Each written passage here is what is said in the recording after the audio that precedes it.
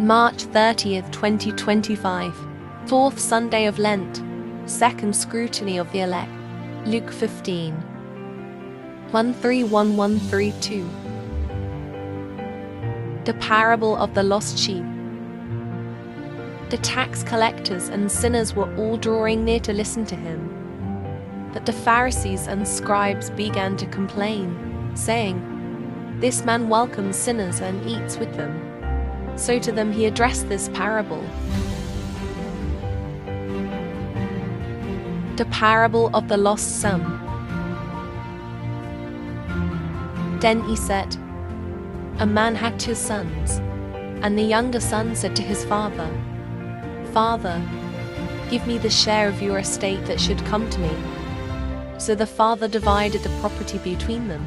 After a few days, the younger son collected all his belongings and set off to a distant country where he squandered his inheritance on a life of dissipation. When he had freely spent everything, a severe famine struck that country, and he found himself in dire need. So he hired himself out to one of the local citizens who sent him to his farm to tend the swine, and he longed to eat his fill of the pods on which the swine fed, but nobody gave him any. Coming to his senses, he thought, "How many of my father's hired workers have more than enough food to eat? But here am I, dying from hunger. I shall get up and go to my father, and I shall say to him, 'Father, I have sinned against heaven and against you. I no longer deserve to be called your son. Treat me as you would treat one of your hired workers.' So he got up and went back to his father. While he was still a long way off, his father caught sight of him and was filled with compassion. He ran to his son, embraced him and kissed him. His son said to him, 'Father, I have sinned against heaven and against you. I no longer deserve to be called your son.' But his father ordered his servants, 'Quickly bring the finest robe and put it on him. Put a ring on his finger and sandals on his feet. Take the fattened calf and slaughter it. Then let us celebrate with a feast, because this son of mine was dead and has come to life again.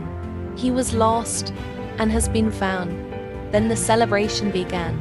Now the older son had been out in the field, and on his way back, as he neared the house, he heard the sound of music and dancing.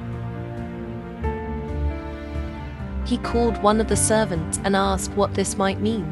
The servant said to him, 'Your brother has returned, and your father has slaughtered the fattened calf because he has him back safe and sound.' He became angry, and when he refused to enter the house, his father came out and pleaded with him.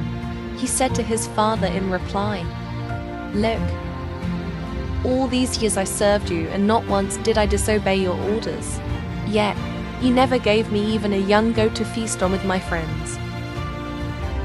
But when your son returns, you swallowed up your property with prostitutes.